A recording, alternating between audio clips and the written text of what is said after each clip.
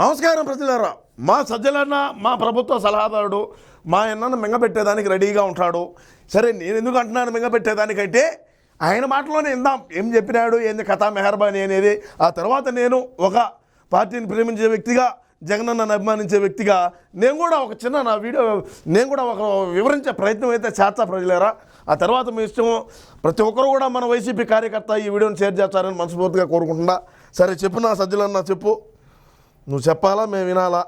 దశల వారి అన్న అది కూడా ఆ లక్ష్యం ఏదైతే డ్రీమే డ్రీమే. సరే మళ్ళీ ఒకసారి వినండి ప్రజలారా. మద్య నిషేధం సంబంధించి కూడా దశల వారి అన్న అది కూడా ఆ లక్ష్యం ఏదైతే డ్రీమ్ లాంటిది. మన బతుకంతా డ్రీమేనా?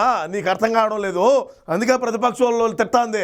పోలవరం కట్టడం ఒక డ్రీమే, రాజధాని కట్టడం ఒక డ్రీమే, 3 రాజధానులు కట్టడం ఒక డ్రీమే, వైజాగ్ నుంచి పాలన సాగేయటం ఒక డ్రీమే, డిఎస్సి పెట్టడం ఒక డ్రీమే, ఏమే ప్రతి సంవత్సరం జాబ్ క్యాలెండర్ ఇవ్వటం ఒక డ్రీమే, ఇస్లామిక్ బ్యాంకీలు పెట్టి ఈ ముస్లిం సోదరులకు మనం ఇచ్చేటువంటి రుణాలు డ్రీమే.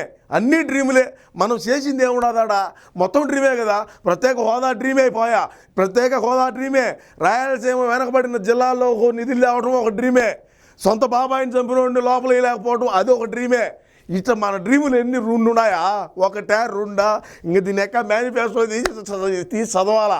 ఇకనైనా సరే సజ్జలన్న, మా అన్నని ఇట్లాంటి పనులు చేసి మా అన్నని మింగపెట్టొద్దని దయచేసి చెప్తున్నాను నీకు. ఎందుకంటే మనం ఇట్లాంటి డ్రీముల గురించి చెప్పుకుంటే ఎన్నో డ్రీములు ఉన్నాయి. ఈ డ్రీములన్నీ చెప్పాలంటే అది సామాన్యమైన పని కాదు. రాష్ట్రంలో ఉండే ప్రజలు కూడా ముఖాన్ని చెత్త అని ఉమ్మైన ఆచారం. మనకు ఎందుకు ఆ పరిస్థితి తేగాక నువ్వు.